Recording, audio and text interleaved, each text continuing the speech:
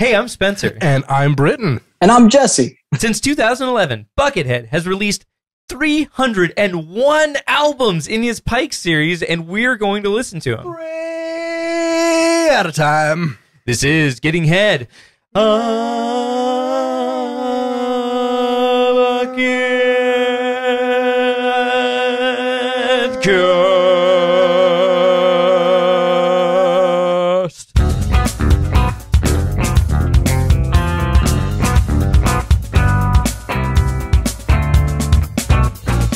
Welcome, friends. Welcome, fam. Welcome, fans of Damage Plan. Welcome, bots, and welcome, heads. Welcome, fish in riverbeds. Welcome, air. Welcome, moon. Welcome, ghost of MF Doom. Welcome, all other great MCs past. This is episode 74 of Getting Head, a Bucketcast. Wow, that was beautiful, Britt. Thanks. I got absolutely nothing for 74. You know what 74 is? What's that? A hurricane or typhoon is officially a wind and weather system sustained at winds of 74 miles per hour or greater. Wow, that rocks. Yeah. Like a hurricane. Yeah, so here we are. We're going to cast you like a hurricane now. Yeah, it's perfect. We're here with a guest. We brought somebody with us this time. Announce yourself and state your crimes. Yeah. Why are you here? Why are you here in front of the jury? That's a great question. I was available and don't charge much. I'm Jesse Bercier. That's Spencer's standards. Yeah, those are my standards. For guests and women, so. Wow, okay. All right. Crimes? Oh, bloody hell. How much time have you got? No, I'm pretty straight-laced.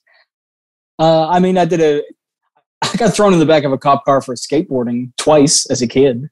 Yeah, I guess that's pretty. That's about as rock and roll. Skateboarding is not a crime. Graffiti would have me believe that skateboarding is not a crime. At the same time, graffiti has. That's what all the bumper stickers Punk's say. Not dead, but come on.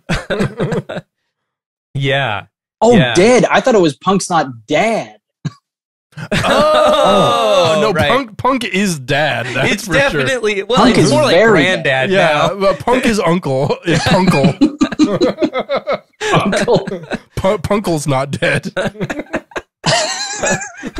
Punkle Cracker. Punkle. Yeah, I don't know. Uncle Cracker wishes he was dead. Yeah, don't true. we all? Yeah.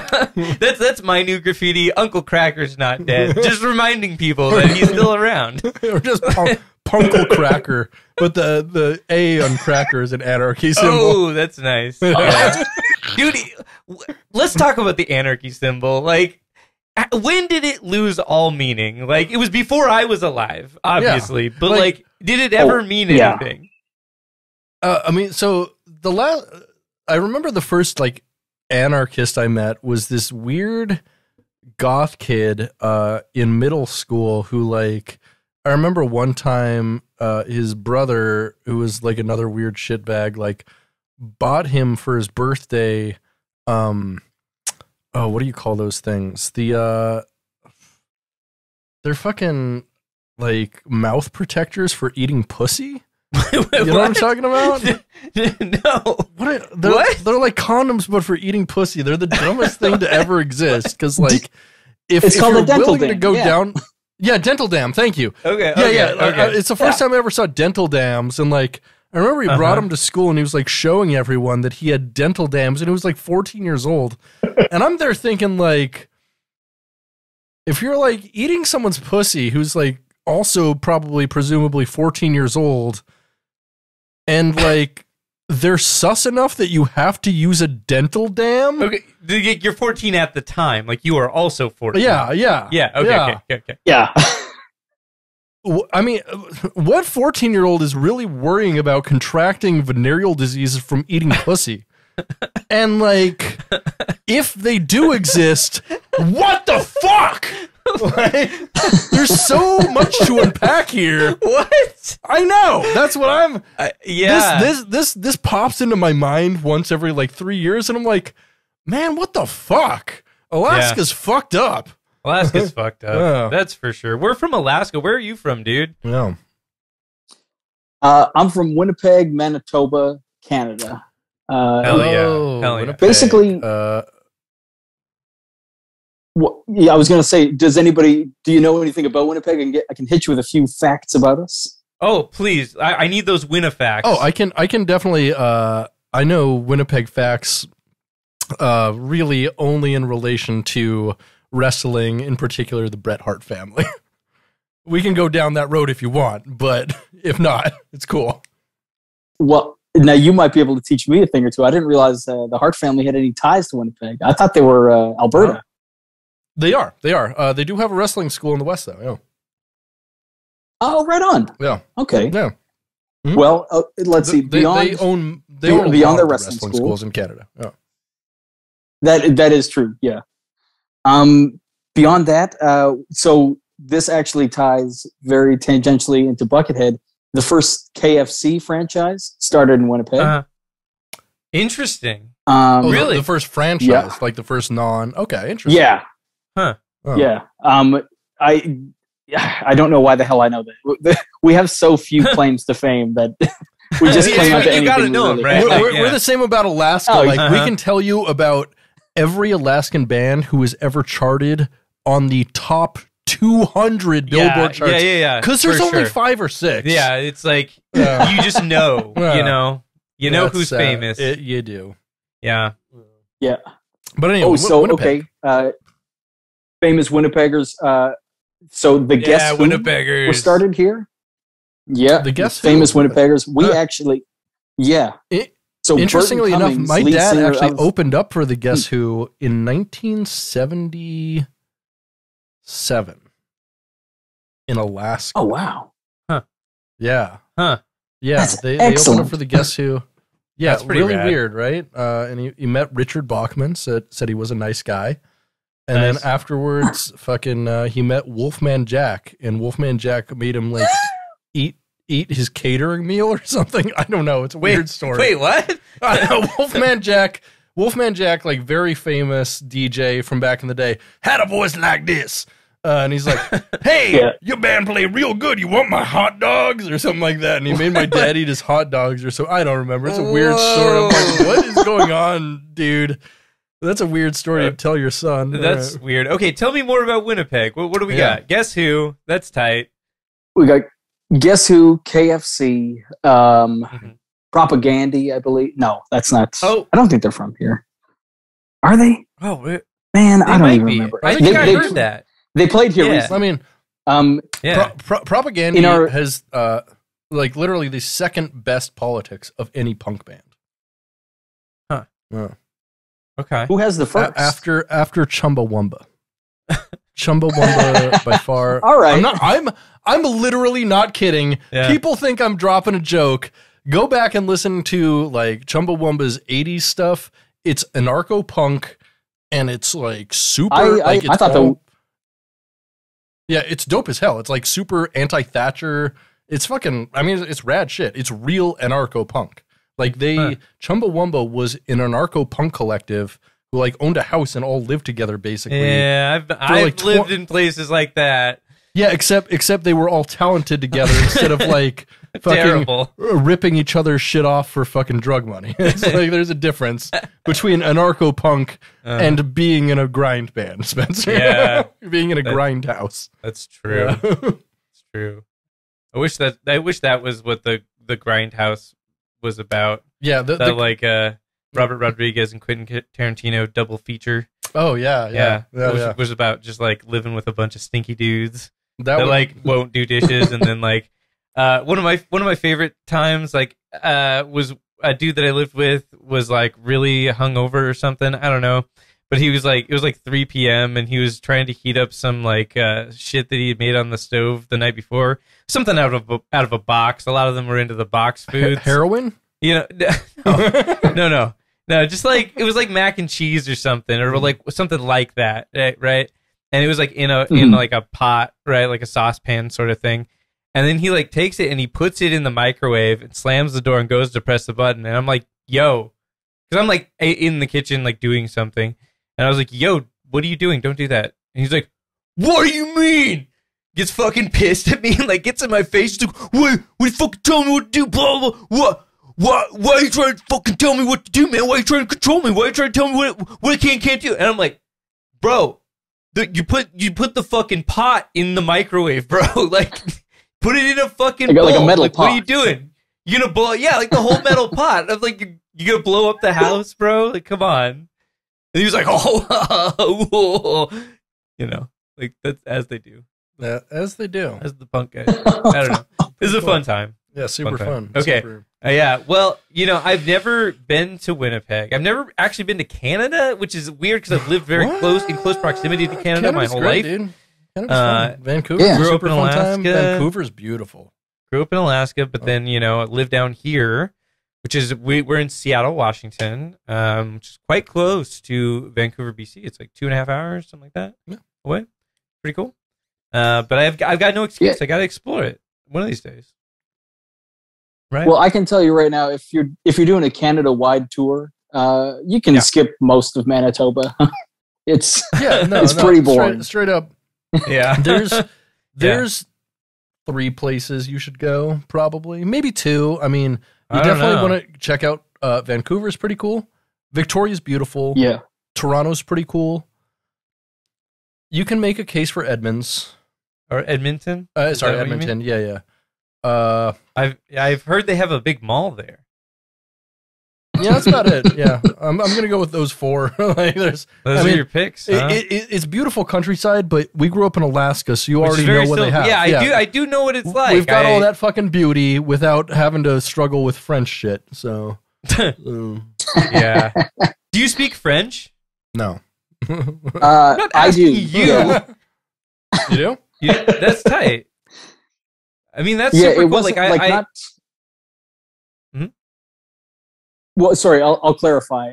I took in Canada. I don't know if this is a thing that's offered throughout much of the U.S. at all, but we've got French immersion, which is all the subjects that you take are in French as well. Wow, nice. So I was in French immersion up until 9th grade. And in the 9th grade, I kind of realized, I'm like, oh, wait a minute. If I graduate like this, that means I'm going to need to work a job where I also have to speak this language that I don't like. Hard pass. Yeah. So that's fair. Yeah. So I can still speak it. I didn't enjoy it. It was an extra layer of educational shit, but yeah, I can still understand it. I can still speak it reasonably well. You can swear I can get my in point it, across. probably. Yeah. Oh, just the big 3. Yeah. Yeah, nice. Well, I mean, really, I feel like French, though, is a language that is specifically best used for seducing women who don't understand it. I think that's just the accent, though, right? Yeah, it is much like... It's just the accent. I went to France a few years ago, and, like, hearing children speak French, I was just like, no. Like, what? No, this is... No? This is a language only for, like, sexy older men who are just, like... trying to pick you up. Like, you're not allowed to do this as a kid. Like, speak fucking English like the rest of us. Come on, kid. Like, this is dumb. Right. These are great takes, Britt. No, but French is not a universal language. It's only for sexy older men. So okay, realistically, so like my biggest French experience is just like the tech death bands that speak French. Mm-hmm. Like, I remember you and I actually were in a death metal band years ago that opened for Augury, a band. I think they're from Quebec. That sounds right. They're from a French part of Canada. Mm-hmm. Montreal, maybe. I don't know. And they Quebec. Is that how you say it? I don't know. It's Quebec. You got it. Oh, it's Quebec. Oh yeah. You've seen say Quebec if you want to be fancy, but there's. Yeah. There's 900 pronunciations for it. Don't worry about it. Yeah. Quebec. Perfect. Yeah. So, anyways, a lot of those bands are from France, like the like progressive death metal. Canada, France. Sorry. Yeah. And so, like, that's what I know about French. This is the worst story I've ever had. I have nothing about this. Britt, Goth news. Do it. I mean, well, we didn't even talk about like what's new with us and stuff. Oh, you got new stuff. Yeah, I did some stuff this week. Lay it on me. I went to a couple live shows that were really great. Wow. Tell me about these live shows. Well, you know about one of them at least. Right. Earlier this week, I saw The Sword in concert, which was pretty good. The Sword's good. Australian? Are they Australian? Is that right? I don't know. I don't remember. But they're like, fucking kind of a throwback band. Sound a lot like maybe like Black Sabbath, but like way more polished, much newer. And they were really good. But who opened up for them blew me the fuck away. Zombie from Zombie's tight as fuck. From Pittsburgh, Pennsylvania. Fucking kill, dude. And last year for Album of the Year podcast, Steve Moore, their keyboardist, was one of your top albums. One of my picks, yeah. And I never realized, because I'd listened to Zombie before, and Zombie's cool. They're a two-piece, a guy who plays synth, and then a guy who plays drums. And Steve Moore is a synth player. I never realized that Steve Moore plays synth, sax, and bass live. And he plays bass and synth live, like, most of the time together. And he is an awesome bassist and an awesome synth player. He's like doing some Geddy Lee fucking shit, like fretting on one hand and playing arpeggios on the other hand. And a crazy thing that he does in his music is he barely ever uses an actual arpeggiator. He actually plays the arpeggios, like hand style, which is nuts. Yeah, that's pretty gnarly. Yeah, the dude is incredibly talented. But then for Swords Encore, they played a cover of Mr. Crowley with Steve Moore playing keys. Tight. It was so sick. It was so good. That rocks, man. Yeah, it was awesome. Hell yeah. And then last night I saw Jason Isbell, who I don't know if you're familiar. You probably I don't imagine either of you be familiar. He was the frontman of the Drive-By Truckers like 15 years ago. Really big, like kind of country rock band, Americana type stuff. Okay. So I originally had a ticket to see him 2 years ago, because my buddy Stuart was playing with the band that was opening up for him, who didn't end up playing with him at all. Yeah. And so I just had that ticket forever, and I ended up actually seeing him last night, and holy shit, that guy is fucking good. Yeah. Like, like, you know, I was familiar with his stuff before, and I thought he was pretty good, but like, and I'm like, dude's a good songwriter, but like actually seeing him perform live and realizing that although he hires a lead guitarist, he plays lead guitar the majority of the time. And he has equally good phrasing on a Les Paul, a single coil, an acoustic guitar, and a resonator. Like the dude just knows how to play fucking guitar in all types of different ways. Crazy phrasings. Cool. The dude is just fucking incredible. Yeah. Nice. That's pretty tight. That's been sick as hell. Yeah. I accidentally left the TV on and realized like I left the TV on and Austin Powers was playing. Yeah. And I realized that Austin Powers is not great background for like sexy time, because I had a moment earlier in the week where I was like, hold on, I can't make out anymore. I need to turn off Austin Powers because I just heard him say, "Groovy, baby, yeah!" And I just couldn't handle the like existential crisis of that. Listen, if I don't turn this off, I'm going to come in my pants now. So, listen, if you want me to last for any period of time, we need to turn off the AP, bro. Like, exactly. Yeah. I've been there, dog. Yeah. So, like, that's what's new with me. Cool. It's life, dude. That I guess that's life. Yeah. What about death? What about death? Maybe we should talk about some goth news. Beneath the weeping moon, it's goth news. Goth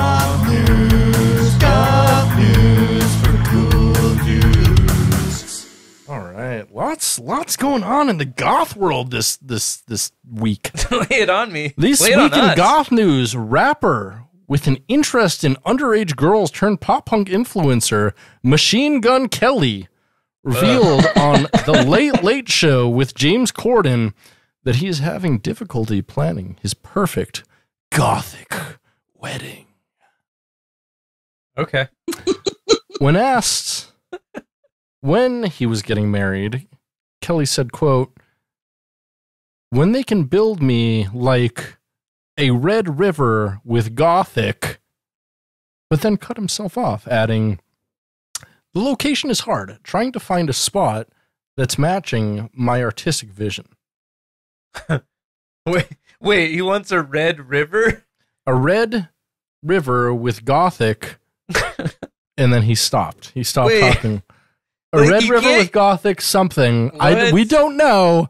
We don't know yet. We'll know when we see MGK's artistic. Wow. Okay. I'll just say this much. Megan Fox deserves someone who can finish their sentences. All right? Oh, You yeah. don't gothic ... Does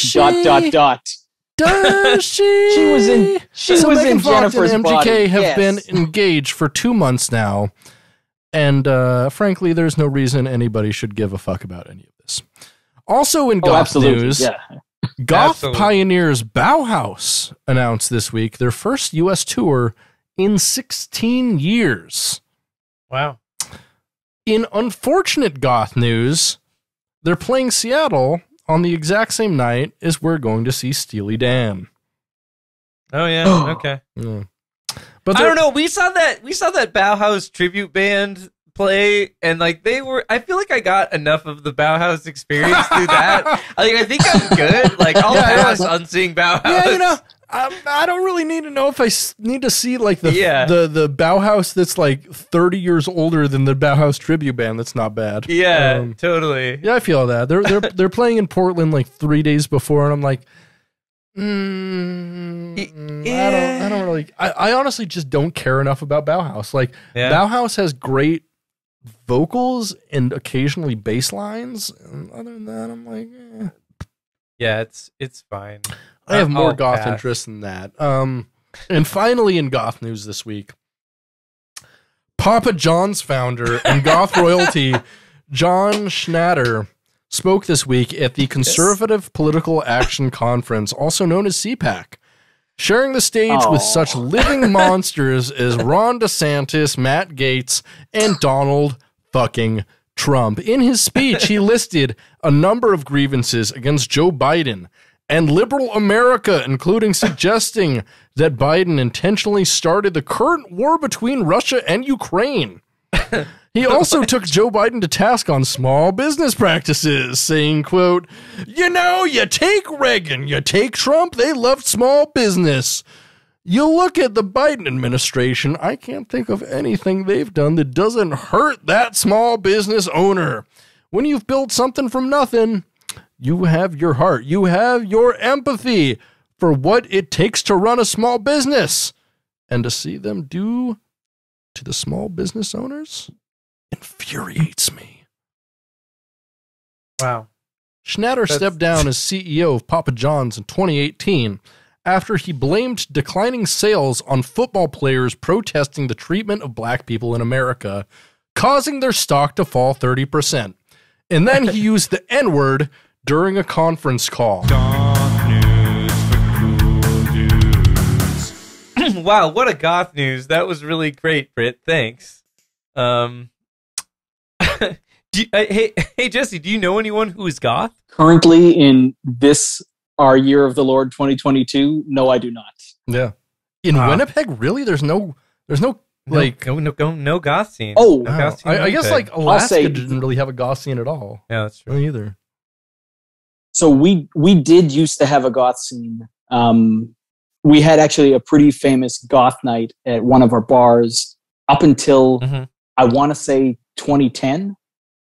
And then I think it just it turned into, it was the same 15 people showing up for it. So like, this isn't profitable, and just kind of shut it down.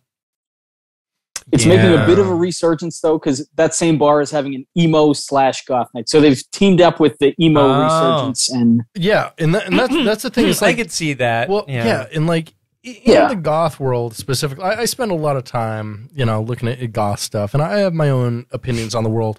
A lot of like goth, you? I do. Shut up. A lot of like elder goths are out there like judging people and being like, oh, they're only into goth for the aesthetic. And so like elder goth, is that game everybody keeps talking about? No, that's elder cockring. Okay. Just how my grandpa stays hard. I'm just kidding. Both my grandpas are dead.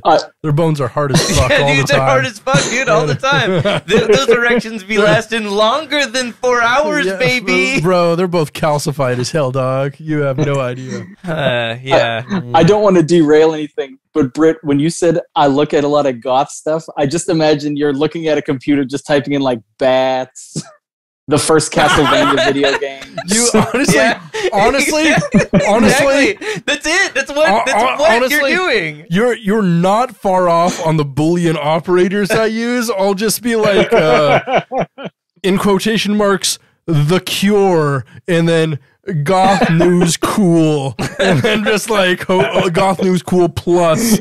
And then just hope something shows up. And honestly, I always have tons of fucking material for goth news every week. Always. It's an easy segment. Easy peasy Japanese. Yeah. We love the ongoing saga of goth royalty, Papa John Schnatter. Every week, news about him. I don't know how. He's not relevant. However, he stays relevant is amazing. Exactly. Speaking of staying relevant, our next segment is another segment of yours. Oh, is it? Uh-huh. Would you hit us with a bucket fact? I would love to. Bucket fact, bucket fact, bucket fact, bucket fact, bucket fact, bucket fact, bucket fact. Oh, wow. A bucket fact for us. Today we're going to talk about a fan favorite album of Buckethead's. His fourth solo album, 1998's Colma. Colma is Buckethead's fourth studio album, released on March 24th, 1998 by Cyber Octave Records.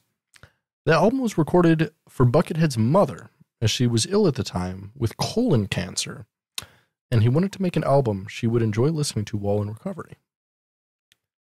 The title of the album makes reference to a small town known as Colma near San Francisco, California, around which Buckethead was staying at the time.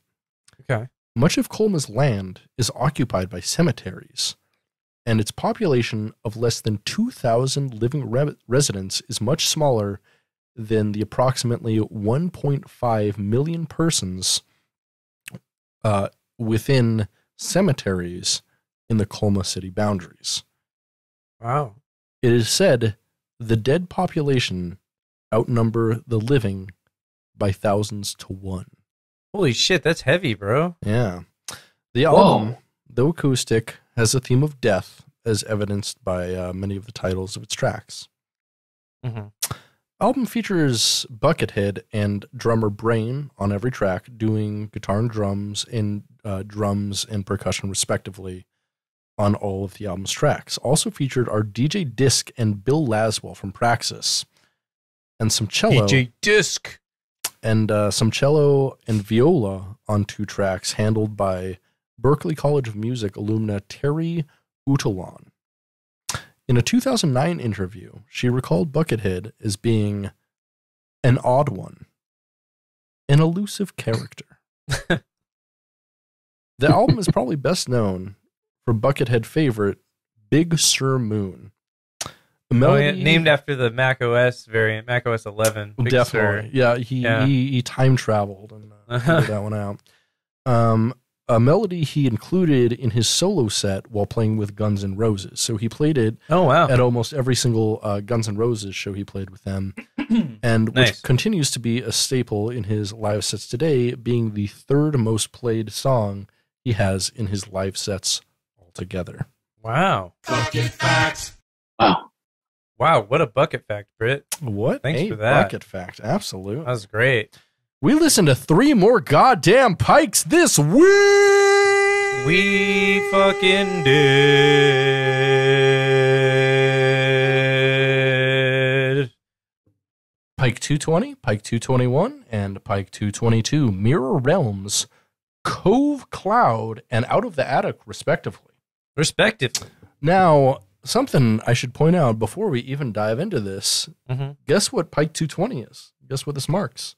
The beginning of 2016. It is. It's the first Pike he has released in 2016. Yes, I know. So exciting. The last year we did 2015 had the most Pikes at 117 albums released in the year. That's a lot of albums to release in 1 year. Isn't that fucking insane? Spencer, we listened to and reviewed fucking all of them. Yes, we did. You know what's insane? What's that?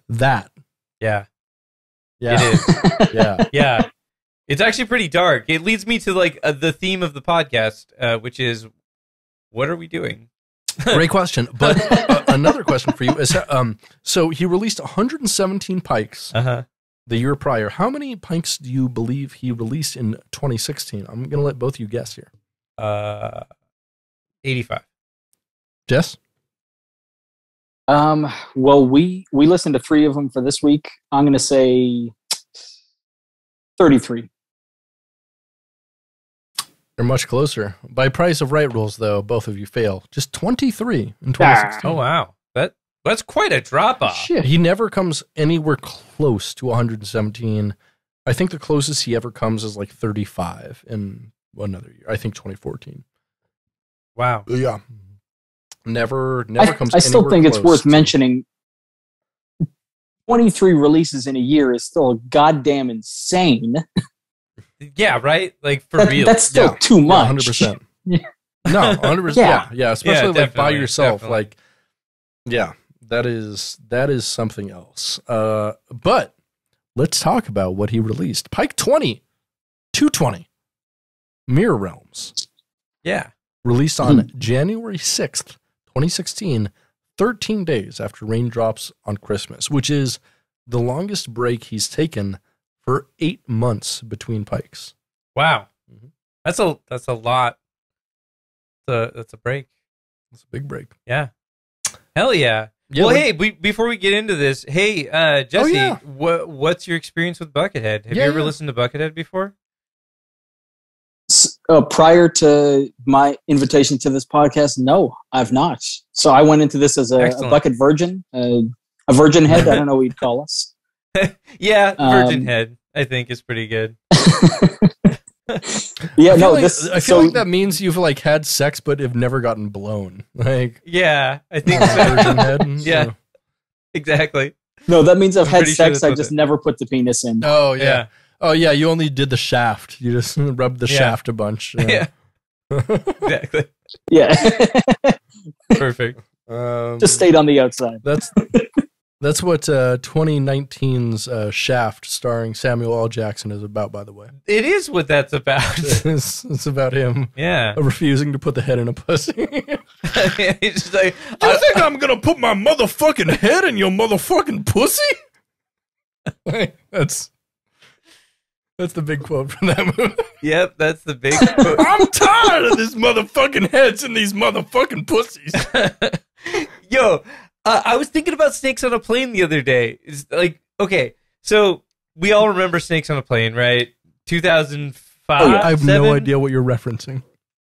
Amazing.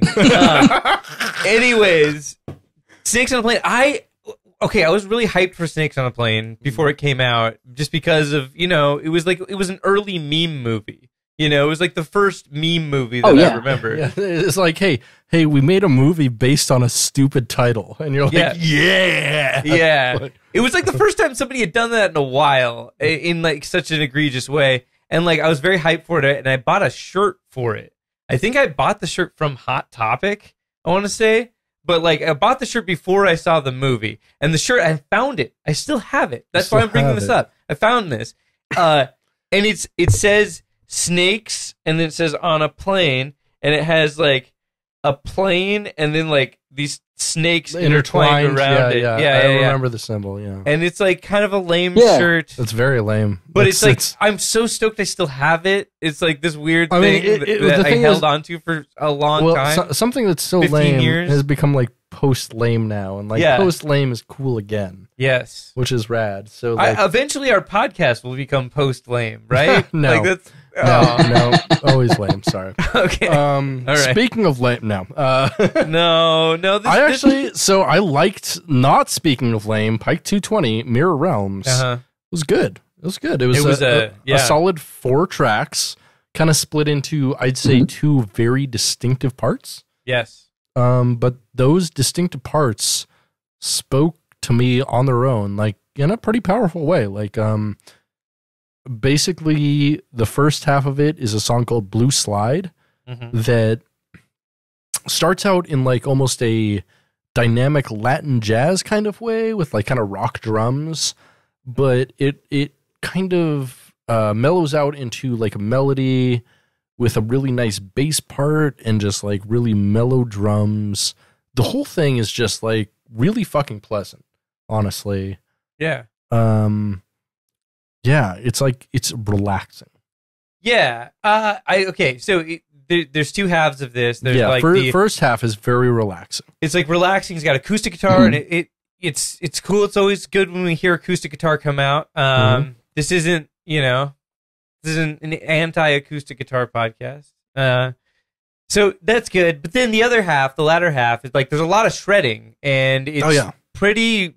The shredding is pretty cool. There's some it's like funk prog metal. There's like some really wild stuff that he does on guitar. There are some abrupt starts and stops though. I felt it like kind of ruined the mood a little bit. Really?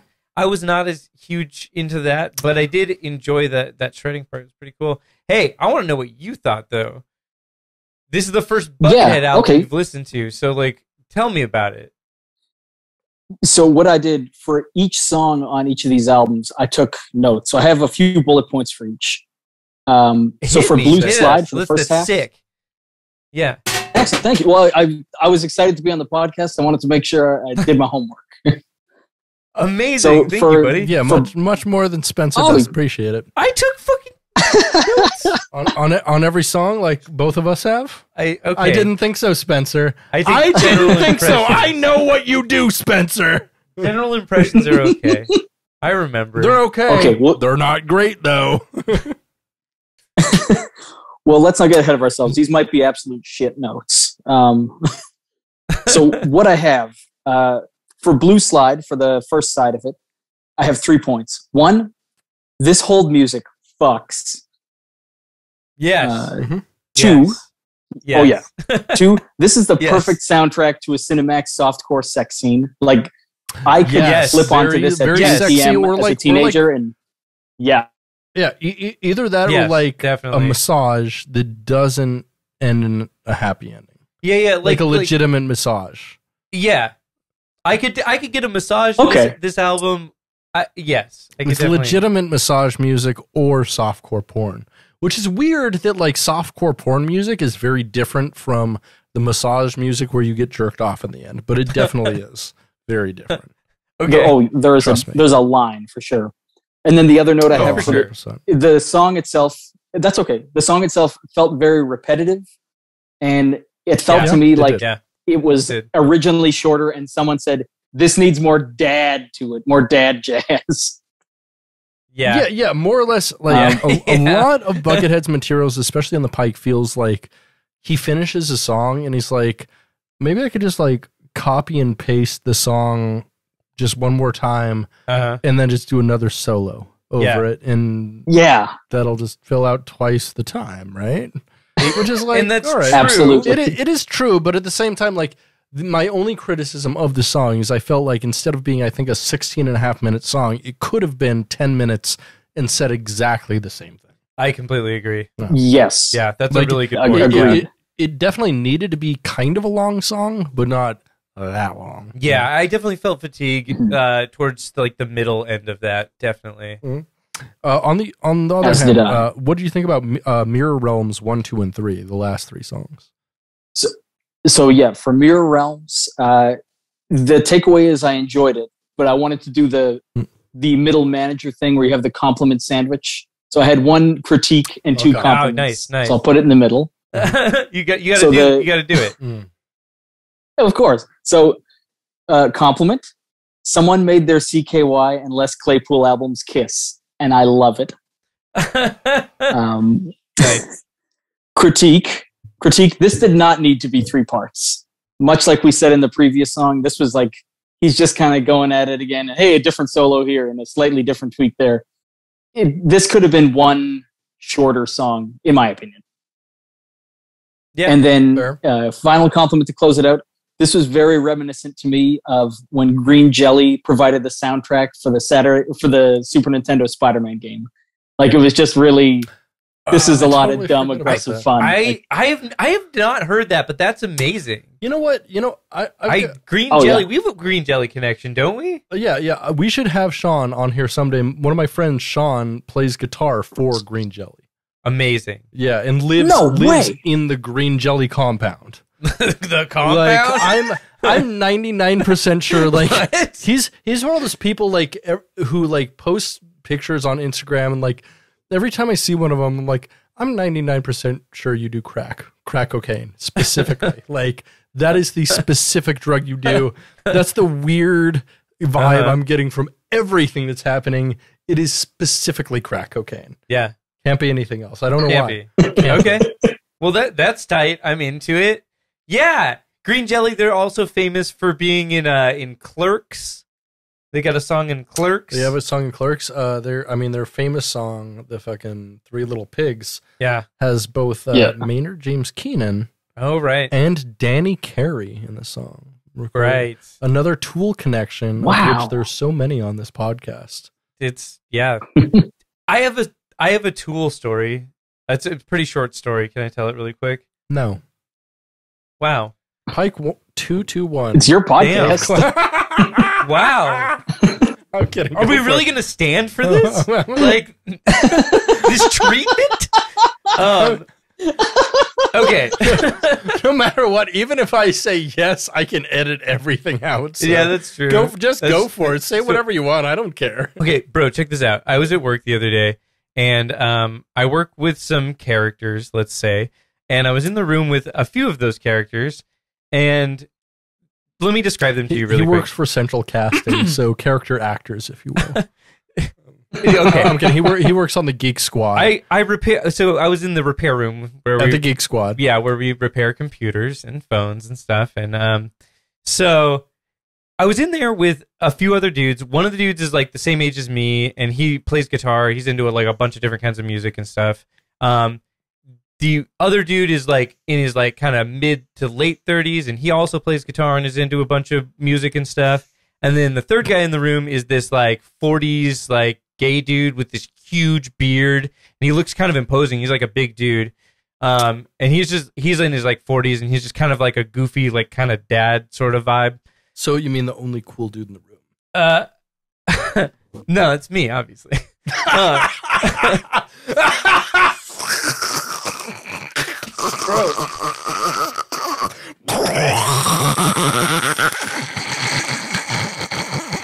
Wow. Bro, you gotta cool it on the fucking. That was aggressive. Vape, can you open the door? Continue. Can you cool it on the vape, please? No. It is making me cough.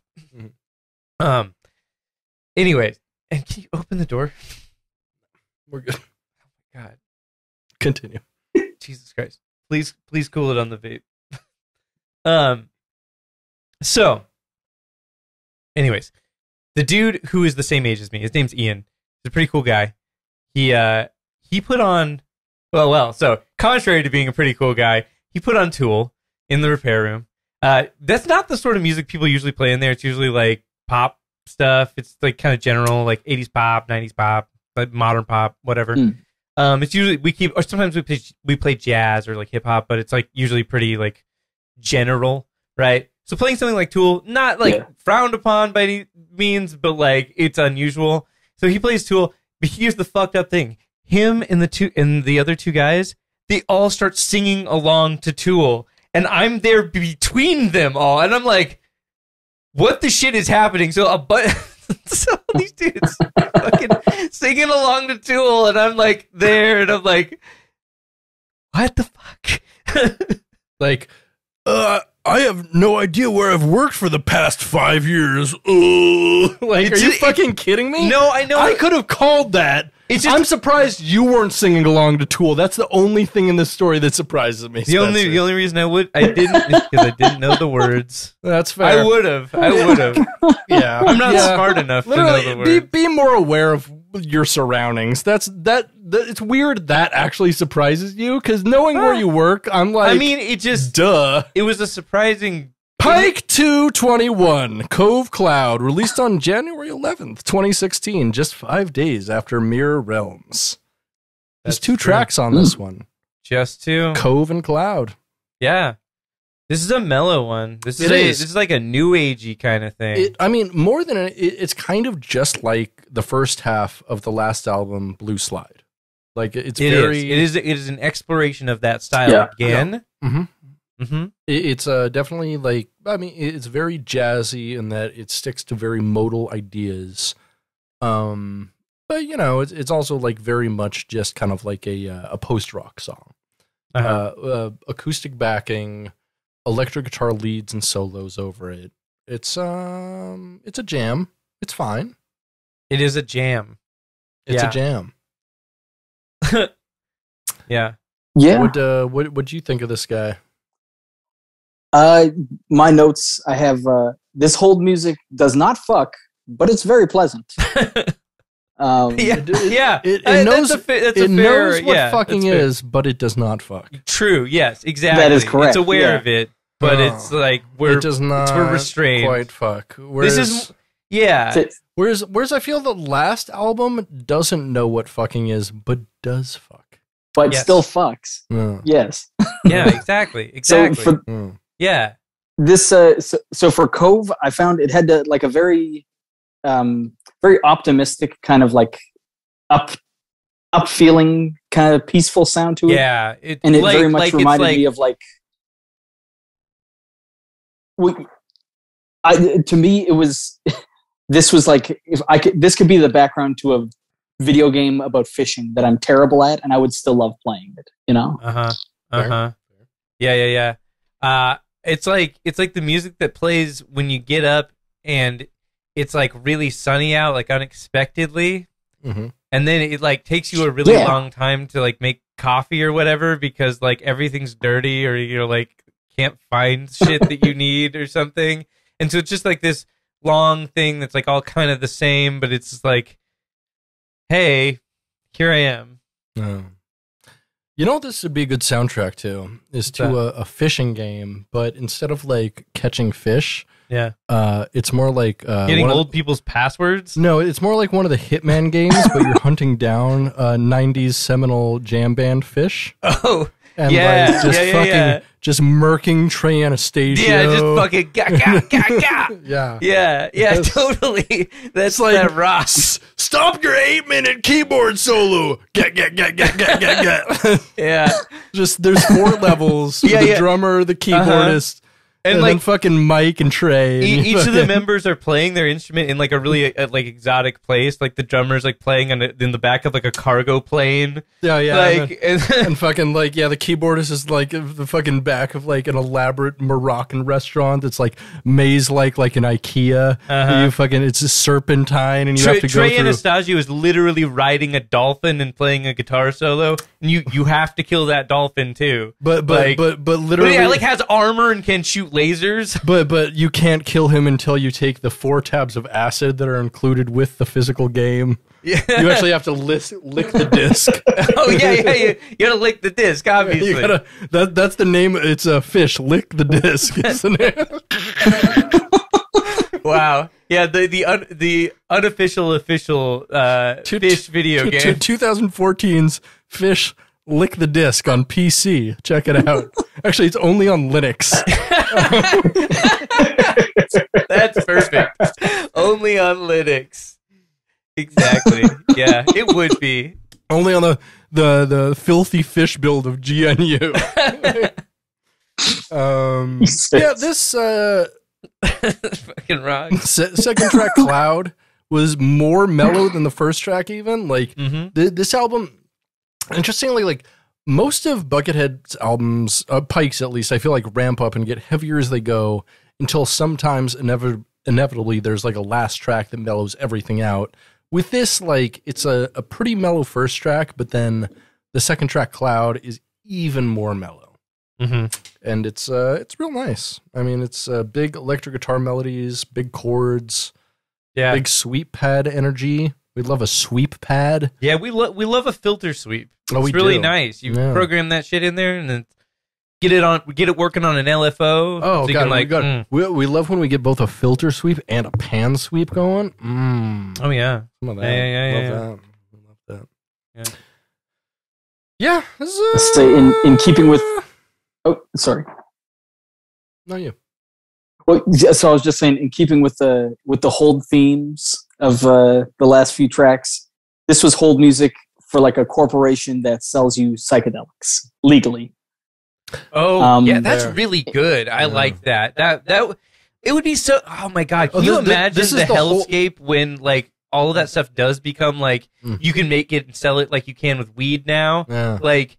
Yeah. That's going to be just so fucking insane. God, you know, it's going to be crazy, like, being on hold with, like, the ketamine customer service and being like, hey, this shit didn't get me high. Like, what? And they're like, did you try snorting more? And we'll be like, yeah, I snorted all of it. And they'll be like, huh. Bummer, man. That's going to be what they offer you. I know this isn't your job. You didn't do this to me specifically. You're a kid just making his money to get through college. I need to speak to the manager of ketamine. Listen, bro. I don't know who you want to talk to, but I am ketamine, all right? Like, I don't know, man. I don't know what to say to you. Tough fucking luck, bro. Quick. Yes. Pike 222, Out of the Attic, released on January 15th, 2016. Another 5 days after Cove Cloud. Yeah. This one was fun. It was a noodly, funky, jammy, stop and go metal explosion. I liked it. Yeah, this one was tight. I also really enjoyed this one. This one was my favorite one this week. Mm-hmm. There's a lot of like heavy riffs, a lot of down tuning, a lot of like absolutely shred. Mm-hmm. It's pretty cool. It's weird. It's filthy, and there's some gross riffs on there, which is rad. Yeah, lots of tritones. Yeah, lots of tritones. Lots of tritones with major sevenths, which is a gross sound, and I love it. Sure. Yeah. What are other gross sounds that you love? Ooh, a sus 2-4. Oh, I was gonna say like stuffing things into mayonnaise. That's a pretty gross sound that I like. Like, pretty good. The disgusting sound I like is Lemmy's first throat clearing at the beginning of Orgasmatron. Yeah, that is. Oh, it's so gross. I mean, Lemmy in general is a disgusting person. Like, it's so funny when women are attracted to Lemmy because I'm like, bro, do you even know how he smells? Yeah, exactly. That's exactly what I asked. Because I'm like, literally, that's what I would ask. This is a guy who lived in the same one-room apartment for 40 years.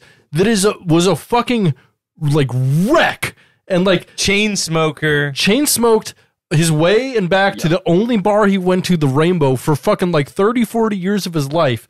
Dude was disgusting. Wore the same clothes every day. It's like, yeah, his image is sexy, but dude was gross.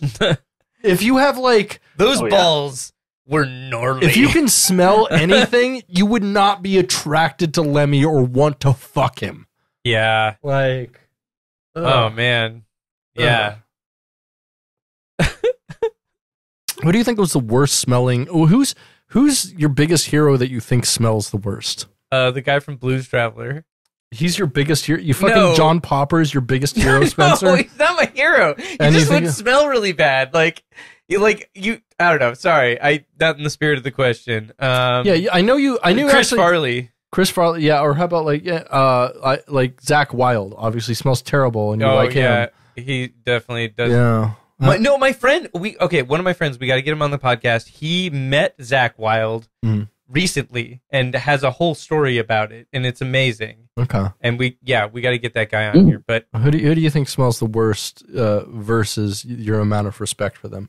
I gotta say, I don't think it's a consistent bad smell, but I think Nic Cage probably gets really grungy when he gets grungy. Yeah.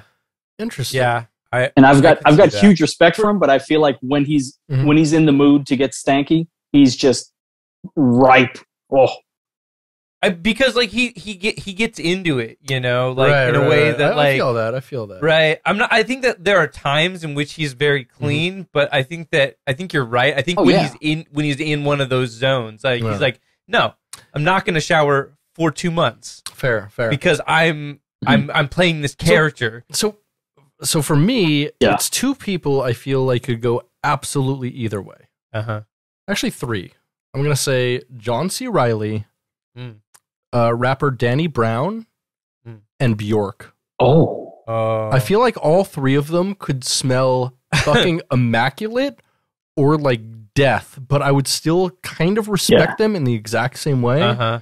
But they both have a very stinky or crazy good smelling energy about them. I don't know which. I like as much as I love and respect middle ground Bjork. Either. Like stinky, definitely. Could be. But she could smell really good. I have a feeling. I don't know. Yeah, I won't. I'm agnostic on that front. I think that there's a possibility. You know what I bet she actually smells like? Tossed salad and scrambled eggs. Okay. What? I bet she hears the musical. What? Why Bjork? Because I bet she smells like tossed salad and scrambled eggs. It's specifically it's the Frasier theme song oddly matches up to what I believe Bjork really smells like. Okay, hold on. Burger Wolf says that he's met Zakk Wilde a couple times. Hey, call in about that. We'll listen to that. Yeah. What's our 425-310-2416? Yeah. Wow, good on us for remembering that. That was hard. I had to search my brain for that one. No, that was easy. Out of that. But now, hold on. Right. Burger Wolf is saying flex, he's met but okay. Zakk Wilde? Yeah. So Burger Wolf says he's met Zakk Wilde a couple of times, and the thing he has noted about him is that he loves hard-boiled eggs. I think that gives you your answer right there. No one who loves hard-boiled eggs. Dude smells like farts. dude farts like a king. Dude farts and fucking smokes cigarettes and gets all like cigarette farty, It's terrible. I bet he can like sing Black Sabbath songs with his farts at this point. Like, Probably. That's how fucking much he farts and how much he loves Ozzy shit. Yeah. Yeah. Pretty. At least he can do the intro to Iron Man. Oh yeah, my Iron Man. Yeah, with his ass. He can absolutely do that with his asshole. We know that for sure. 100%. Just put a contact mic, like just in it on his taint. Yeah, and then just. I bet he can do the riff too. No, I can't do that. I can't actually do tones with that. It's like harder than you think, right? Yeah. Yeah, I wow. mean, it is good, now. Good try. Thinking about farts, it's way harder than I think, Spencer.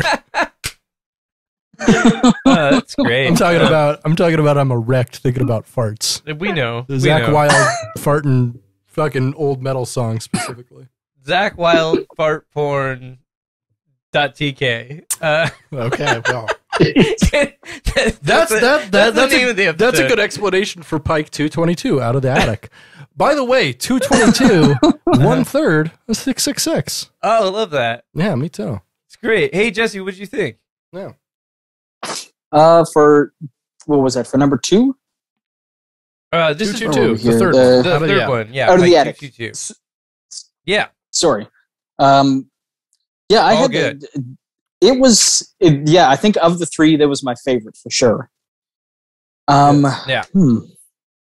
There was it really ran the gamut in a lot of this. Like the first 2 albums, I could kind of tell those were written in pretty close proximity to one another. Whereas this one, the third, it was all over the place. And there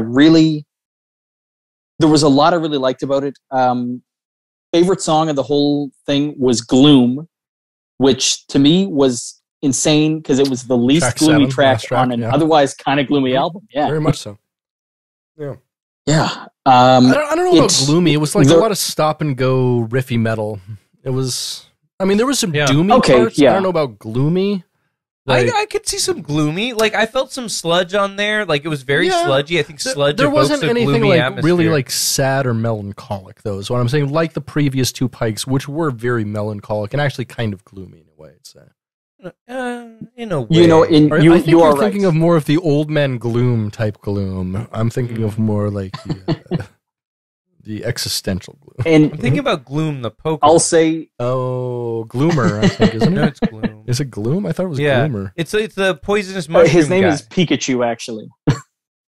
There is. I think that's the Pokemon right. guy. Yeah, exactly. Right. Yeah, no, exactly. You're thinking of Dr. Oak, who's a groomer. Oh, not right. Oh, yeah. Oh, yikes. He's trying to get Professor little children Oak, by fucking giving children free Pokemon. Yeah. Well, you owe me now, you know? Wonder how you can repay that, son. Ash? Can I see your ash hole? Oh, no. Terrible. We're gonna get kicked off of Twitch. Yeah. Any day now. Ash hole catch him. Oh, that's nice. One major note I wanted to make here of the Out of the Attic for that song specifically. That had some of the most disgusting distortion I've heard in a song in quite some time, and I loved it. It was just gritty as shit. Yeah. Very like synth distortion, very just heavy as fuck.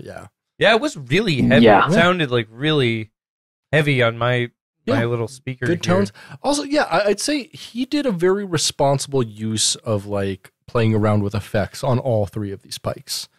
Like sometimes he goes a little off the edge. Yeah. Sometimes he doesn't really play around with effects at all. But like, all three of these Pikes, real good use of effects. Like, and maybe also still disclaimer. I'm still getting used to real music after the 10 episodes worth of Buckethead noise albums. Yeah, we did that. We did 10 episodes of Buckethead noise albums. It was rough. And so, like, maybe I'm still just, praising everything way higher than it is. Yeah. Like, you know, a fucking Antiques Roadshow appraiser, like, giving a couple good key bumps before the show. Yeah. Yeah. Okay, what odd inherited item is this album? Grandpa's cock ring. Eldon cock ring. Yeah. All right. Sorry, that just came to what mind. odd? You know. Yeah, what odd inherited item is this album? VHS porn from a close relative with a part just mysteriously missing from the tape. Oh wow! Oh, I love that. There's you said so much with so little. Yeah, I love that. Especially since like I trade rare VHS, so like immediately. So especially like there was like a missing cum shot. You're like, where did it go? Well, wait, is it recorded what with anything? It's like the ending of Saint Elsewhere suddenly in there where the cum shot's supposed to be or something. It's Look Who's Talking Now. Just like suddenly there's a fucking baby talking. You're like, I wanted to see my uncle come on my stepmom. What the fuck? What the fuck? Yeah, and it's labeled like Giants versus another sports team.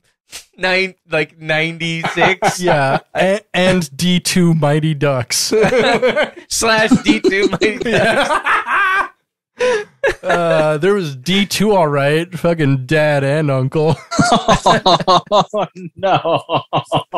D squared, baby. I was wondering if you guys would be willing to go on a journey with me. Where? To the Bucket Void.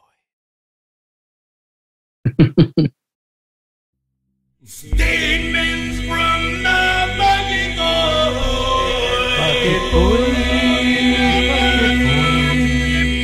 Oh my god. Oh my god. Oh my god. We're here. We're here. We made it all the way to Statements from the Bucket Void. So, hey, this is the part of the show where we shine a light onto YouTube comments, other comments of the world, the people just saying stuff about our Lord and Savior Buckethead. And, you know, people adding their voices to the chorus of the bucket chorus of bucket voices. Let's just kick things off. YouTube user, we'll start with this one. YouTube user Lou Zenger says 6 years ago, I love his mellow stuff. Makes me forget how shitty world is. How shitty world is. First off, let's point out Lou Zenger. Lozenger is the name of a Buckethead pike. Yeah. This same spelling, but without the space. So he's obviously a big Buckethead fan. He bucket pilled as hell. Yeah. But how shitty world is? How shitty is world? You guys? Like, I mean, 6 years ago, world was less shitty than now.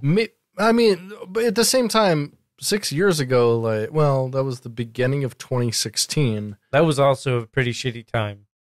It was that was like. I hope Lou Zenger is doing okay crashing now. down to a lot of people.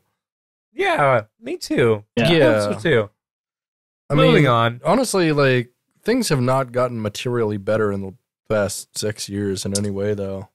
Mm-hmm. Even though we were like, is America promised that like things would change if we voted out the old order who made the world as shitty as we thought it was? It appears systemic causes make the world shitty, not the individual people in cause of those shitty systems. Hey, who would have thought? Besides the people who have been politically raising that issue for the last 200 years. Continue. Hey, thanks, Britt. Very cool. Yeah. Moving on. Brian Sampley says 6 years ago, he aimed for the buck, but he didn't hit nothing. I think he means nutting, like coming, right? He did hit nutting for me, at least. Yeah. Or, Yeah. If you've ever tried to stick a Buckethead album into your prostate. Don't. Yeah, that seems like the wrong shape for that. It's really, unless like it's on a very small flash drive. Yeah, there you go. Yeah, a small flash drive could work. Moving on, YouTube user Mehdi Cheheb says 1 year ago, edited, this is what happens in a relationship. It starts with happiness and with nagging and lasers, guns. Water gun emoji. So it starts with happiness and with nagging and lasers, guns? Yes, correct. All at once? All at once. I don't know if I've ever had a relationship that started with those three things, although that sounds hot, let's be honest. I mean, there's potential. There's definitely. Yeah. Okay. I think I see what happened here. There was a typo. So that should probably say with happiness and with nagging and lasers, gunt. There it is. Oh, you're probably right. Yes, you're absolutely. probably right. Yeah. Yeah. So that makes way more. So whenever I think of gun, I always think of back to when Spencer worked for Toys R Us in Anchorage, Alaska. You always and he had a supervisor who apparently was really nice, but she was a woman who just had the most severe front pussy. The fupa, the front upper pussy. It was a thing you couldn't like. It took up literally a third of the front facing part of her being. It's something it's like looking at someone and ignoring that they have legs entirely. Like, it was just so much of her physical mass that, like, going there, no matter what I was doing, my eyes were just like, because it's like something that you see in, like, in the American South and places like that, you see it a lot more. But at least up where we lived, like, people are kind of, I mean, there's a lot of fat people, but not severely interestingly fat people. Like people who you look at and you're like, how just like, what do you have to eat to get for it to do that? Like, or it could like not even be their fault at all. Like, that's sometimes true. It's like some medical thing. That's true. Like, that's true. It's a world out there. You know? Yeah. Like about 1% of like severe obesity is caused by like factors completely out of people's control. Yeah. Like it's not likely that was the cause. She probably just like, fucking Quaaludes and Totinos, baby. Never walked places. Like, so that's what most of obesity is. Like being like, should I walk half a mile or just order it? Let's order it. I wish I could afford it. Mm-hmm. That would be great. Speaking of affording it, Elam Peniel says 3 years ago, one of the bet songs ever created. One of the bet. No, I'm sorry. He means one of the BET songs ever created. What I was wondering too, like the Black Entertainment Network. Yes. Yeah, I wondered. Black Entertainment Television. Thank you. Oh, sorry. Yeah. Otherwise, it'd be a Ben. One of the Ben songs ever created. That's true. Which would not make any sense. It would, unless it was like a song from Spider-Man. Oh yeah, about Uncle Ben. Obviously. Yeah. I know a hero will save us. He's not gonna stand here and wait. Yeah, that's about Uncle Ben for sure. Yeah. Uncle Ben's rice, that is. Oh my God! Speaking of Uncle Ben and Nickelback, specifically Chad Kroeger, I learned today, and I'm gonna have to. We might have to do an entire special episode about this, but I learned today that Nickelback's Chad Kroeger was good friends with Dimebag Darrell. Really? Apparently, like they were close friends. Interesting. And that's amazing. What? Idea. Yes. Can we start a band where we only play Hero in different ways, but we dress as Spider-Man and we call the band Uncleback? That's an amazing idea. Let's do that. Let's just record. Or just Uncle Ben. Uncleback. Nickel Ben. It's pretty good.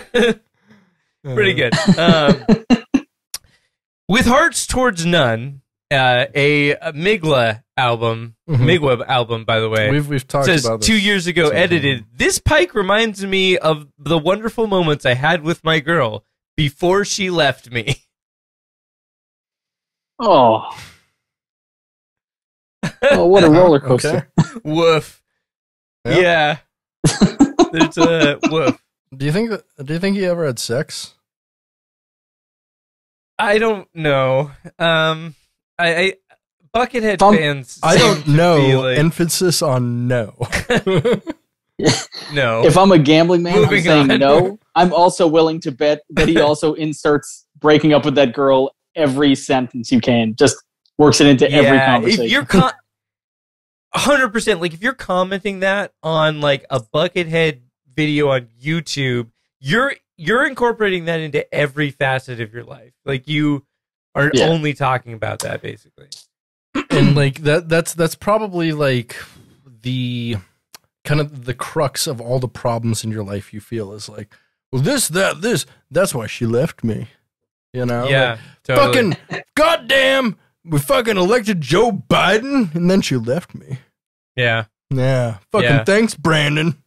Speaking of Brandon, YouTube user Mr. Hyde says 5 years ago, 365, 24/7, you are like the synapses in my brain, Buckethead, and I thank God for you every day because you are playing throughout my house or wherever else. Hashtag presence felt, hashtag there is no other, hashtag life-changing. I like these hashtags. Me too. I've never seen someone use hashtags in a Buckethead comment section before, which is why I took this screenshot here. Also, just those hashtags, uplifting. Also, his name, Mr. Hyde, like suggesting that he's like the evil counterpart to somebody else. Maybe the Dr. Jekyll. Maybe our other YouTube commenter, Dr. Jekyll Van Hyde, perhaps. You might be. Yeah, I didn't think about that. Yeah, there's a lot of recurring characters. Also, in this by world. 365, do you think he means the Whole Foods generic brand? Definitely. Yeah, that's what I thought. Definitely. Okay. Speaking of Whole Foods generic, YouTube user Lou D says 3 years ago, "This is another one of his Mona Lisas. He is one of nature's greatest gifts." Okay, so two things here. Yes. Another one of his Mona Lisas, praising him as an artist, but then calling him one of nature's gifts, as though like he did not practice for years. To as though Leonardo da Vinci was a fucking plant, or a tree. Like he was an inside job. Yeah, sure. Leonardo da Vinci and Steve Albini were both inside jobs. That's correct. That's correct. Yeah. Yeah. I know. I originally read this differently. I read this as he is another one of the Mona Lisas, as though like Buckethead is like the Mona Lisa, and that's not what he's saying. But that's what I read, and I thought that was a funny idea. Like, I don't know. Yeah. You know. Yeah. What? I'd really like to hire Pauly Shore to do a cameo where he just says Mona Lisa a bunch of times. What? Mona Lisa. Yeah. Mona Lisa.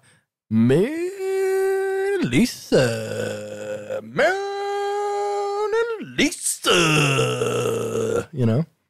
He's probably got the time. I'm sure he's on Cameo. You can make this happen. Oh, he's got the time and not the money. 100%. 100%. Yeah, speaking of that. He needs that gig.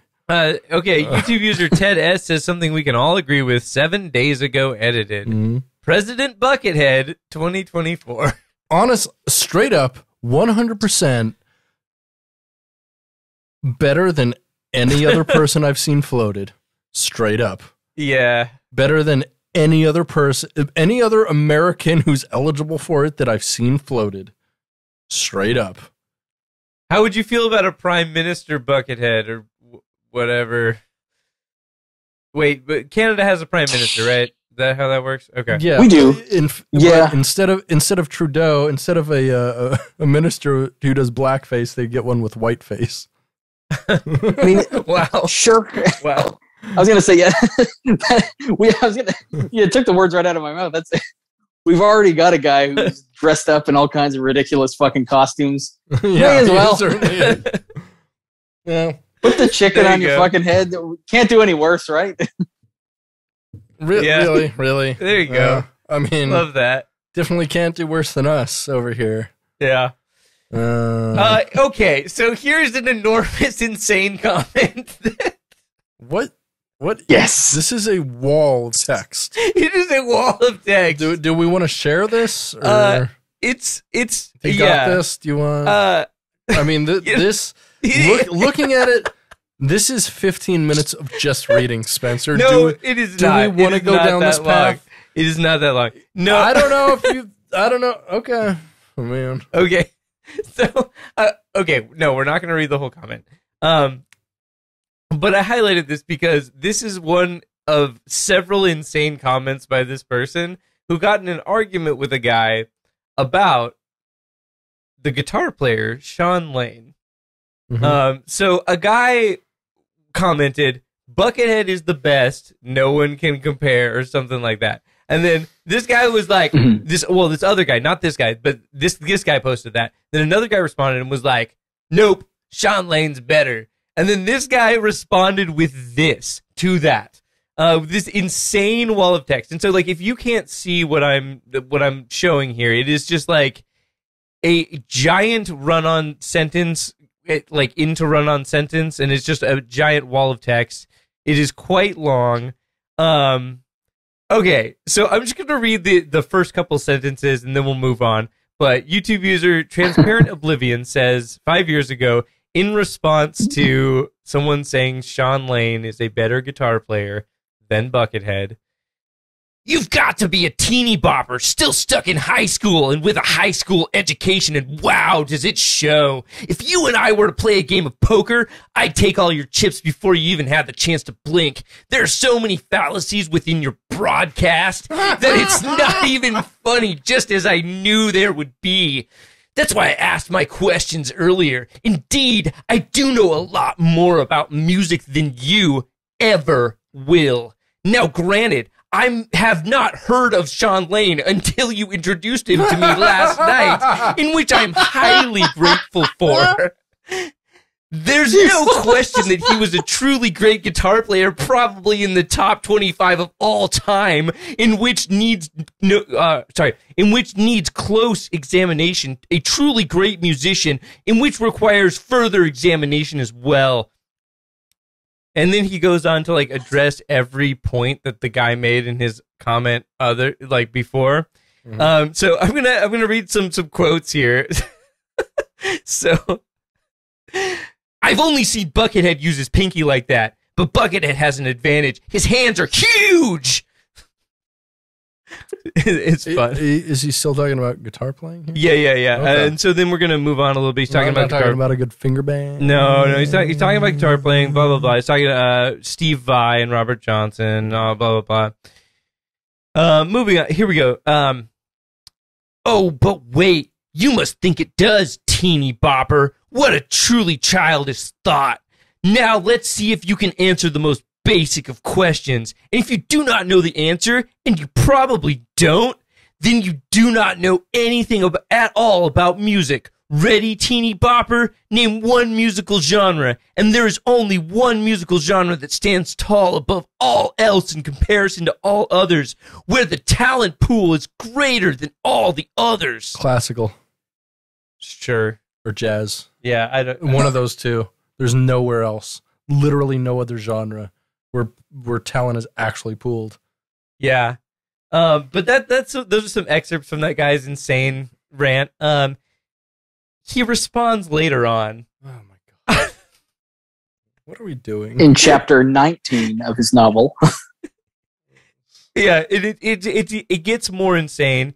He's talking shit to this guy. This is a chapter 6 of Stay in Your Own Lane. Why Buckethead is better than Shawn Lane. Teeny Bopper, volume 1 of 6. So he says teeny bopper like 5 more times in this other comment. And by the way, in the previous comment, the other guy that's commenting said that he was 30 years old. Wait.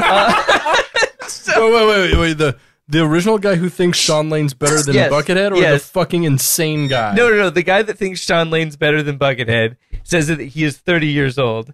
That's honestly, that is a totally legitimate opinion to have, of which, honestly, Buckethead probably shares the same opinion. Probably, yeah. Like Shawn Lane is legitimately probably a better musician than Buckethead in that, like, I mean, he was a guitar virtuoso on the level of Buckethead, but also a piano virtuoso.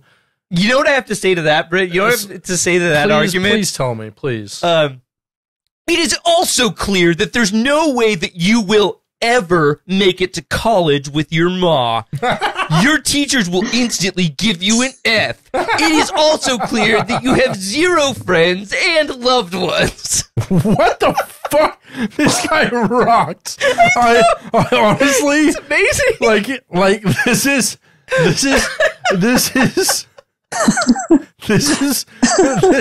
awesome level trolling.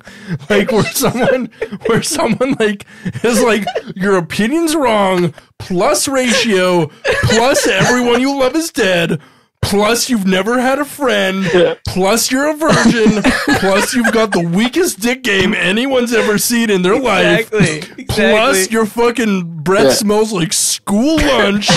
Fucking like, okay, this goes on. There's no way that anyone will go out of their way to help you in a time of dire need when you truly need it.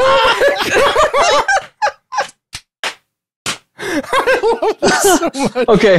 He just keeps escalating.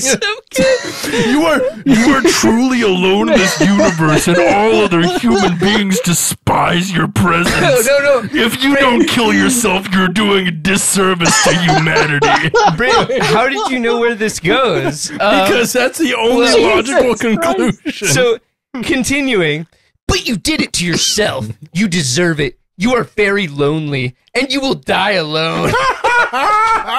Jesus.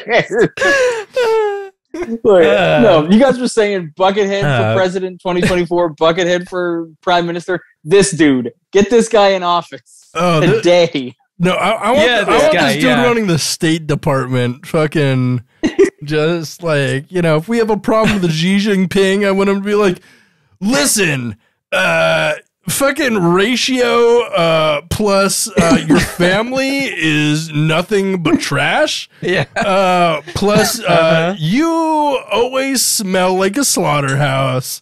Plus your butthole is so brown it's almost black. And you can't hold poop in your butt. It just falls out. It just comes out. You have anal leakage. You're incontinent from your butt and your penis.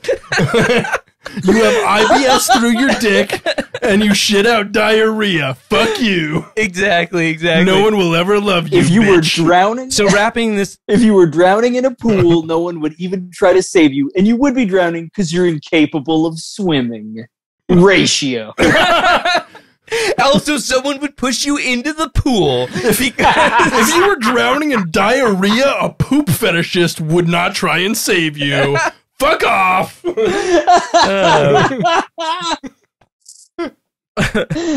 Yes. So to finish things off, bye, teeny bopper. Pretend time is over. Do it for someone else. I really don't care about what you present to me because I am so far higher than an infidel like you, especially on the communication skills. You have a very long way to go. To declare that anyone is the greatest at anything in the arts form is silly and stupid moronic, brainless piss water to be flushed down the toilet. This dude goes so hard. You fucking I want this guy as a guest just to see if he can actually fucking hold this shit up. Because I will do this at him if he can't. And I just want to yell at this dude for an hour like, you virgin piss drinking motherfucking shit stain. Your mother sucks so much dick, she goes white in the eyes. Like, it's I can't. Oh my God. So hard. Okay, so we got two more statements and a statement from the Britton Void, and then we'll be wrapped up, okay? So, to wrap things up on the Buckethead front, Karn says 5 years ago, a relatively decent comment here, Buckethead is a madman guitarist. Still can't believe or comprehend how many albums, Pikes / whatever, he's released. Insane. And then he got a response. Mm-hmm. Peter Lopez please tell me says it's from 3 that years guy. ago, maybe he is Asperger. Maybe he is asparagus also. Wait, I'm sorry. Go back one comment. By the way, Karn here, this is Richard Karn, who played Al Borland on Home Improvement. Yes. Yeah, it is. Yeah, little known fact. Big Buckethead fan. But maybe he is Asperger. Maybe he is Asperger. Maybe. Maybe he is Asperger. It's a very strong maybe. Beautiful.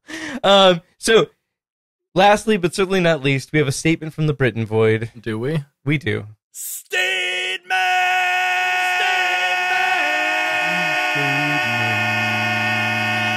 from the Britton Void.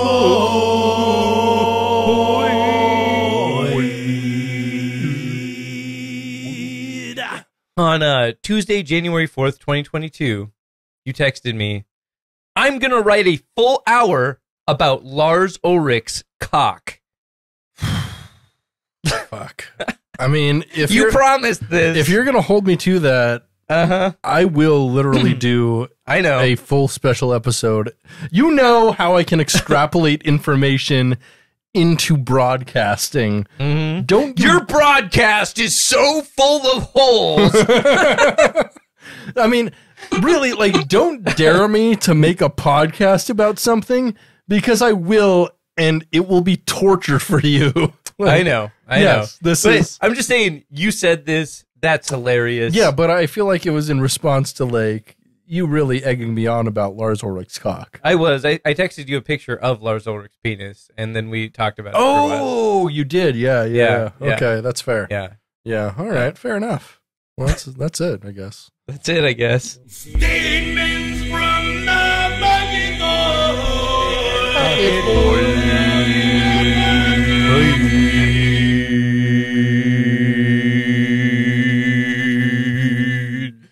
Oh my God. Wow. Okay, so this is the part of the show where we recommend stuff. We recommend stuff for the listeners to check out. You should so I'm fixing it. Well, are you doing that? Okay. Yeah. Cool. I don't know. Wait, no. Wait, no. Okay. There we go. Perfect. Nice. I feel like maybe this would have worked better in a different shape. I like the hexagons, buddy. You're gonna just deal with it. Well, you know what? Maybe you put a hex on on this. Maybe I'm gonna. Put a hex on Gone. You put a hex on Gone. I hate that. I put a hex on Gone Girl. Yeah, the book or the movie? The book. Okay, the movie's pretty good. And the book. Okay, I haven't read the book. It's good. Okay. Movie's good too. Anyways, this is the part of the show where we recommend stuff. Hey, Jesse, do you got a thing to recommend? Like, what do you got? Yeah, I mean, so it feels kind of, masturbatory or self-congratulatory, but I played in a band for many years. So, not many people knew about us. Yeah. Fucking check us out. We weren't too bad. That's awesome, man. What's your I band? won't tell you the name or where you can find us. No. We're called the Thrashers. We ripped it off of the Skateboard magazine. And nice.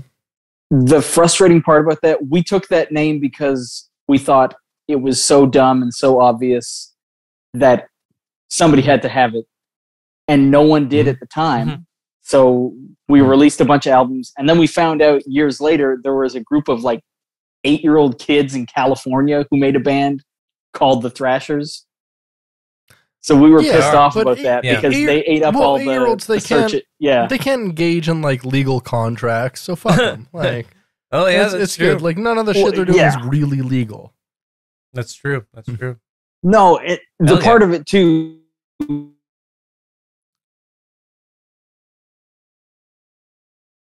were still playing bars in Winnipeg, and they had like high production videos put out because their parents paid for everything and recorded everything. So we were angry. Oh, yeah. We were a bunch of 25-year-old dudes pissed off at 8-year-old children in California. But yeah, sure. I mean that happens. You know, it happens to the best of us. We all get angry at children at some point in our lives. You know, I'm very angry at most privileged children in California for a lot of reasons. But sure, yeah. Mm-hmm. Well, and here's the fun part. So, at some point, we never reached out or contacted them in any way, shape, or form, but we did have albums out under our name. So at some point during their existence, they changed their name to Haunted by Heroes. So we just assumed that we somehow beat them and we were the heroes they were haunted by. You 100% did. Oh, dude, how awesome does it feel to win a war against children, right? Fucking rock. So good. It's a high those kids no boss. drug could ever top. Yeah. Perfect. In a weird kind of similar thing is we used to be in a band who is called Omicron. Yeah, which is true. Recently relevant. However, there is another artist on Spotify called Omicron that was around after we were, but actually like owns the name. And so like there's been this weird digital battle of me trying to actually get the digital rights to the name of Omicron and get our listing like separately from the other person. To see it. But we've already like our 15 minutes of fame is already up. Oh yeah. No matter. Yeah, I mean, we're moving on to another fucking pandemic. Hellscape. Yeah. Well, no, pandemic's over, right? Right. That's what they keep saying. They're I don't know. Yeah, we've moved from a pandemic to a potdemic. It's so big at this point. You know what I'm saying? That's a joke for cooks, everybody. Bucket jokes are leaking, bro. That's not a shut up. That's not even funny. What you got to recommend, Britt? So Shawn Colvin, singer-songwriter, been around for a long time. Been doing stuff since like the 1980s. Yeah. She's the one who wrote Sonny Came Home. Sonny came home with the mission. You know that song? I don't. They say days go. I do. I know what you're talking about. Yeah, you know the song. Yeah, it was a huge song in like 1998 or something. Okay. She opened up for Jason Isbell when I saw him. I totally forgot she existed. She's a crazy good songwriter. Amazing. That's awesome. And she performed entirely by herself, and like I was like, damn. This little girl's like cute, and she's like performing crazy stuff, and like, holy shit, she's been around forever. And I found out she's like 66 years old, and she's still like this hot little girl playing fucking singer-songwriter music. Huh. Which fantastic voice on her too. Yeah. Oh, great voice, crazy good voice. Hell yeah, that slaps. Amazing. Yeah, nice. What do you got, Spencer? What do you got this week? Okay. I revisited a film. Scooby Doo, 2002. You sure it wasn't the thin film of semen on all of your socks? Yeah, it's more of the thick film. Okay, yeah, it is. But okay, so I noticed, by the way, you watched it on my server. You're welcome. I did. Yeah, thank you. I watched it on there because I like had a friend coming over, and I was like, "Hey, I got something exciting planned for us," and she was like, "Oh, that's cool. What is it?" And I was like, "I didn't make any food, and we're gonna watch Scooby Doo from 2002." Wow, that's how you really secure the pussy. Absolutely. I mean, like, you gotta. It's you lock it down like that. You know exactly. what I'm saying? It's like, the moves. You know, like she has all these lofty expectations. Like maybe you'll maybe feed me, and like, you know, we can hang out, but you're like, you know what? Listen, we're not going to talk. You can. You're going to sit here and we're going to watch Scooby Doo with me. The live action film. The crumbs of tortilla chips I have. I did have tortilla chip crumbs. Yeah, and we got Scooby Doo on my friend's server. Let's do it, baby. Exactly. A romantic night. Oh yeah. It was a lot more fun than I remember. Mm-hmm. I didn't remember it very well. I saw it when it came out in 2002 and never again after that. And it's really stupid, but I thought it was pretty okay. So I would recommend watching it if you want to relive some early 2000s nostalgia. It's all right. You could do worse. You could do worse than that. I guess you could. Yeah. You could watch like Road Trip. That movie does not hold up. It sucks. Even though it has fucking Tom Green, what's his Breckin name? Meyer. Breckin Meyer. Breckin fucking Meyer. Breckin Meyer comes up on like every podcast that we do. What is happening? Like we're always talking about fucking Breckin Meyer. We're brecking it down, bro. Yeah, dude. That's like Breaking 2 or Breckin 2. Breckin 2 Electric Meyer Lou. That's the name of the episode. Yeah. Yeah. That sucks. I love it. Okay, is it time for my favorite part of the show? I mean, I guess we probably have to. All right. Here we go. Fine. Whatever. Ha ha ha ha ha ha bucket joke. Ha ha ha ha ha ha bucket joke. Ha ha ha ha ha bucket joke. Ha ha ha ha ha bucket joke. Oh my god. Here we are. My god, I didn't write a ton this week. I just wasn't feeling. Yeah. I guess I have about a regular amount. Okay. Last week I had like 30 jokes though. So what do the place where Spencer has the most cum stains and what a dog does after running have in common? I don't know. Pants. I hate this. Best part of the show. That was a fucking walk. What? That was a walk. What? Nice. Yeah. I had to give y'all a minute to get it. Sorry. I'm just letting y'all catch up here. Why do atheists prefer raw milk? Why? Well, they avoid pasteurization. Did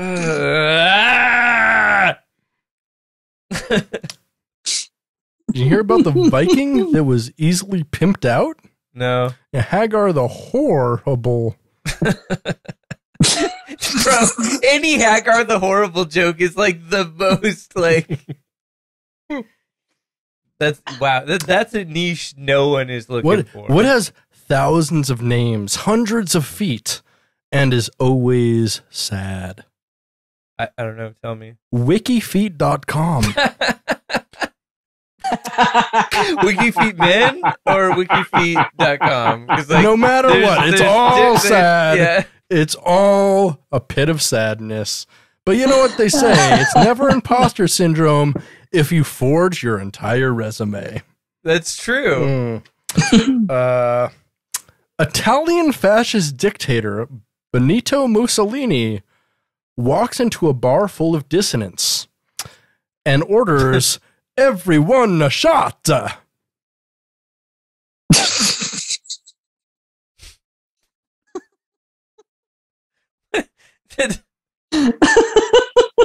Cool. No, it's a great joke. Think about it. I did. It's a great joke. It is. It is good. Good. I won't accept you not believing that's one of the best jokes. I did. I laughed at it. I thought laugh harder, goddamn. Okay.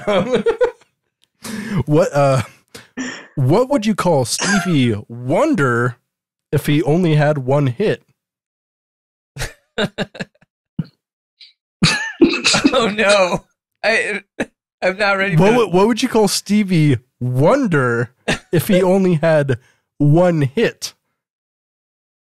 Tell me, Britt. Blind.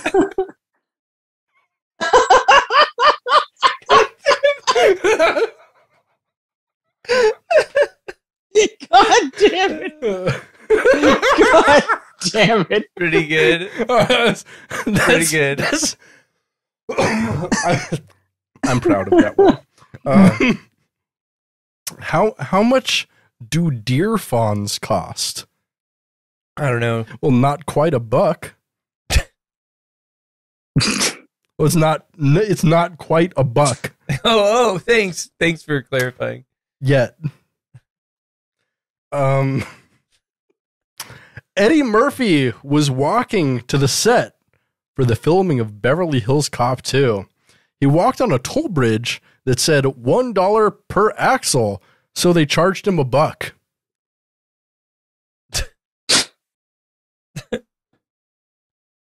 Nope. Okay.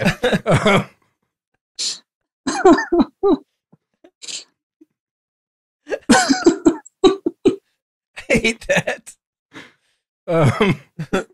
I went to a Buffalo Wild Wings and drank a Red Bull, but I don't think it worked as advertised. Bucket joke. God damn it. No.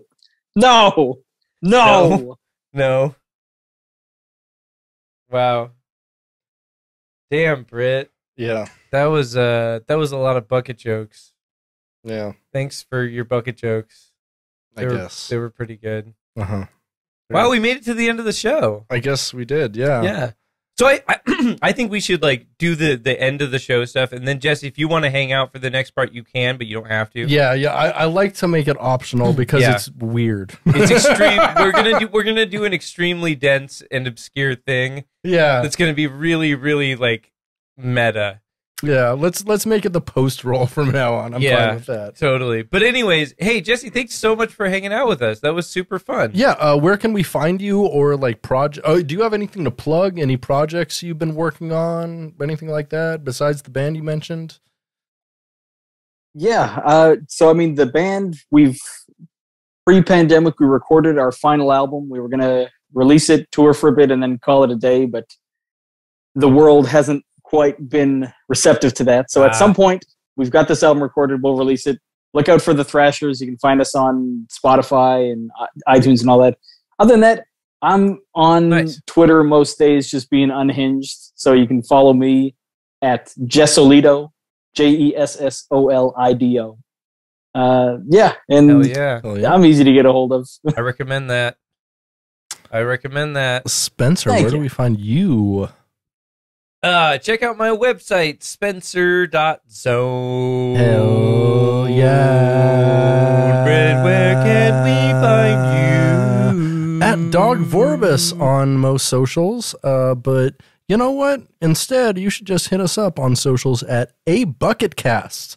Hell yeah. And, say what's up. And you know what? Big shout out to our $5 tier Secret Coop Patreon supporters. Ian Killia. Dan Morrison. And Dylan Lance up in this motherfucker. We appreciate all of you, and to a lesser extent, our $2 supporters. But everybody who supports our show, we thank you so much. I think that might does it. be how we do. Hell yeah. Is that how we do? That's how we do. This has been Britton. And this has been Spencer. And this has been Jesse. You've been listening to Get